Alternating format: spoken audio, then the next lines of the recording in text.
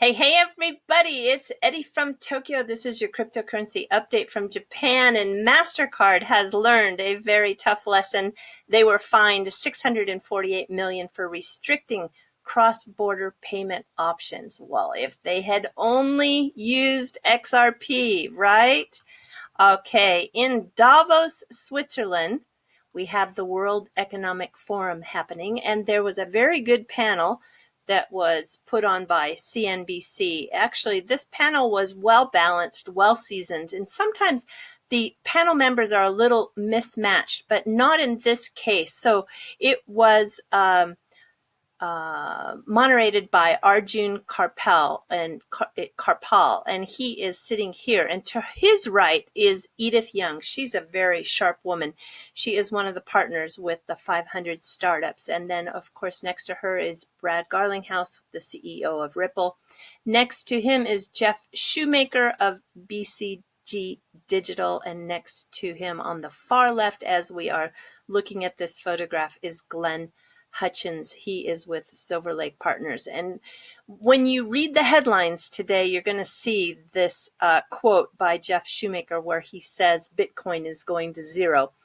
Don't let those headlines mislead you, because he is not a Dr. Doom like Nouriel Roubini. He is actually very pro-crypto. But what he was trying to say is that we are coming close to the third generation of protocols, and this is the industrial strength version. So he believes that it is much like when the internet first started and we had dial-up, and then we were able to use the broadband services. It really gave us such a huge push forward into the space. That's how he basically sees the current cryptocurrency space. So he doesn't deny that there is store of value with Bitcoin, but he just believes that some of the newer projects and tokens and digital assets that are coming up are just really like in a whole new ball game. All right, so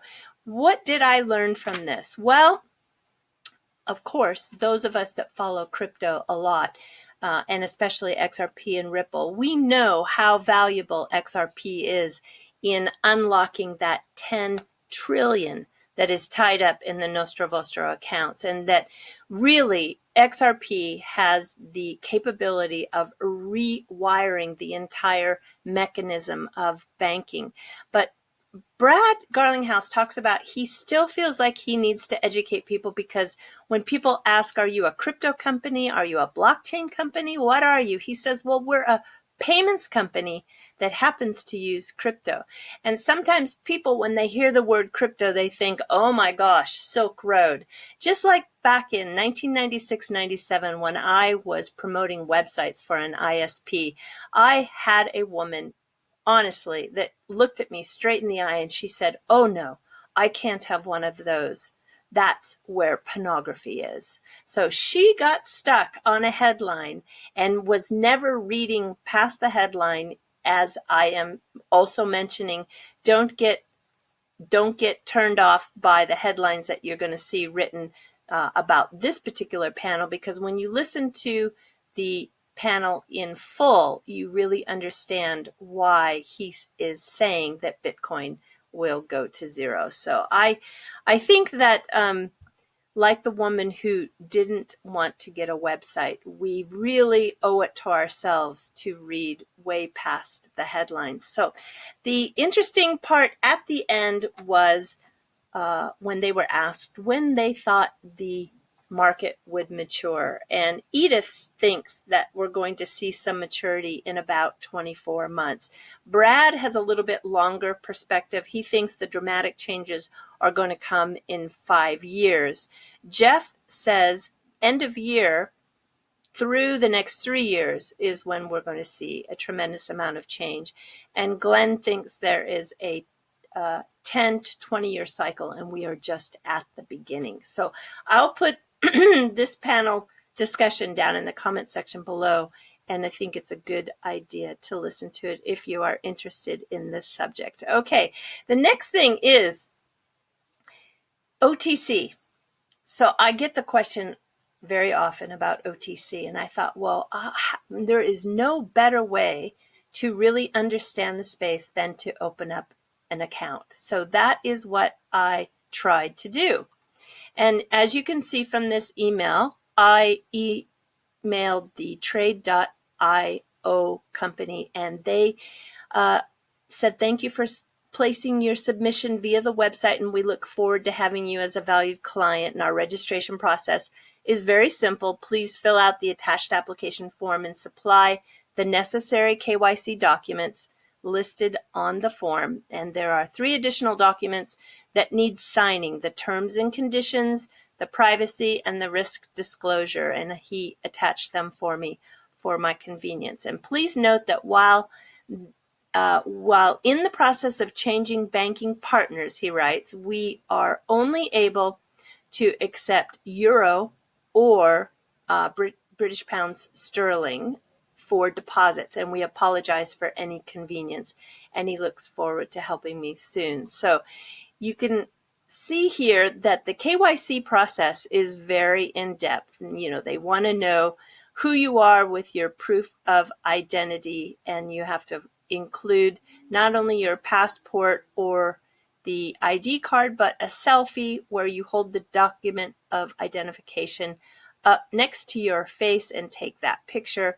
And for private or individual accounts, you need to supply your name, of course, nationality, date of birth, your resident address, your profession, phone number, email address, and in regards to the sector, what is your annual income? And basically, where are the origin of funds that are used in the business relationship with Trade.io going to come from? So the KYC process is very in-depth.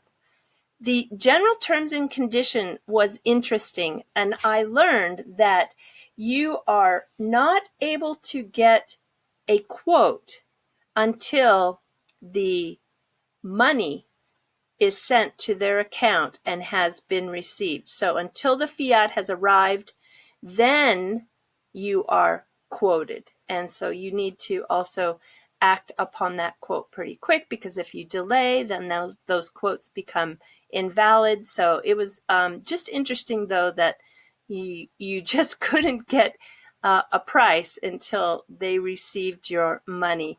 And then, of course, there were the cryptocurrency risk disclosure and the privacy terms, and that had 6 pages of what they would do or not do with all of the personal data that they collected.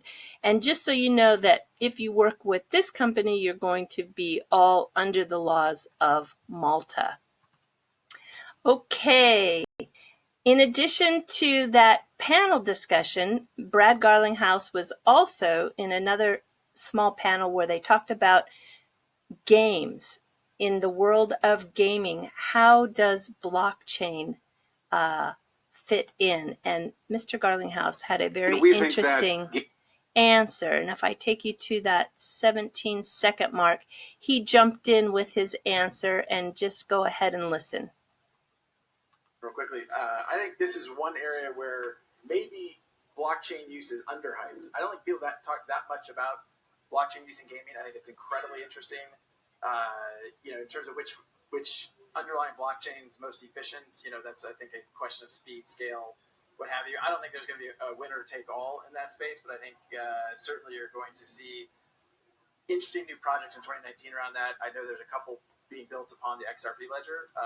Okay, so they've got a couple of games being built on the XRP ledger. That was very good to know. All right, and look at this, the new Galaxy S10. There are some images that leaked, and it is looking like it's going to have a built-in wallet. So can you imagine now, when you go and get your phone, you'll have all of the virtual currency wallets available as one of the stock off-the-shelf options. So talk about mass adoption. All right, everybody, The Japan blockchain event is going to take place here in Yokohama at the end of this month. And I want to go because, as I mentioned before, I want to hear Tim Draper and John McAfee speak. But I think John McAfee might not be coming because on his Twitter site, he says that he is now currently, as of this day, in exile. So he is being charged by the IRS for evading taxes with his virtual currencies.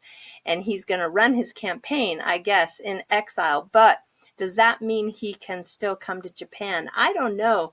Japan does have an extradition agreement with the United States. So, John, be careful if you're coming here because you just never know if Japan is going to cooperate for the government. Okay, everybody, we are jumping to the fluff. Tomorrow afternoon, my father arrives, and I am so very excited. And this is one of the places I'm going to take him. It is the Shoji Temple. It's the oldest temple in Tokyo. It actually began at this site in 645. Yeah, as in 645. This is a very old culture with a lot of history. It is one of the most important temples in all of Japan, probably falls within the top 10 list, I would say. And this is the entrance gate. It's called the Kaminari Gate or the Mon. And it is very iconic. Everybody loves to get underneath the big lantern and take their picture. And when you pass through the picture, that's where the fun begins. There is a 200-meter shopping street. And the shopping street is just not full of souvenirs, but it's full of food. So please come hungry. This is, of course, one of the most famous and popular snacks. This is rice cake that is put on a stick in a dango, kind of a round ball shape, and then coated with a soy sauce and baked. It's very, very, very yummy. And then you can also get freshly made warm senbei, which is a cracker. And I think this is one of the more popular food stalls that are there on the walk. And it's really fun. It can take up to an hour by the time you cross under that gate and you get to the main building. But I want to tell you what I personally am looking forward to for food. This is the taiyaki. Tai is a lucky fish, kind of an auspicious fish used for celebration. But this is a sweet, and you can't really tell the size, but it fits about the size of your palm. It's kind of like a waffle on the outside with warm, yummy custard on the inside. And that custard comes in many flavors, from a bean to a matcha, which is like a green tea, and then, of course, vanilla and chocolate. And they are freshly baked and so incredibly yummy. This is the one thing that I really look forward to when I visit this temple. And when you get then to the actual building itself, it's very impressive, very beautiful. And this picture just doesn't do it justice because there is beauty on the sides and even beauty on the ceilings. This is a Buddhist temple, but on the grounds are also some shrines, which are part of the indigenous belief system that is from Japan. So it's very much a holy spot, if you will, and has a lot of different buildings to visit, just not this one main building. But it is something that if you are into seeing the beauty of the old history here, this is one of those spots. I think, gosh, if I got my numbers right, 30 million visitors a year come to Sensoji Temple. It's free. And this particular building here actually, well, it's been restored many times, but I think the oldest building for this portion dates back to 1649. But like I said, there are many structures. So come hungry and walk that Nakamise Street with a big stomach, because you will have so many yummy things to eat. All right, so I want to also just tell everybody that while my dad is here, I am not going to be doing videos. So the next time you see me is on the XRP Zoo with the live stream that in the US will occur on January 31st. It'll be my February 1st. So do take care, and sayonara for now. Bye-bye.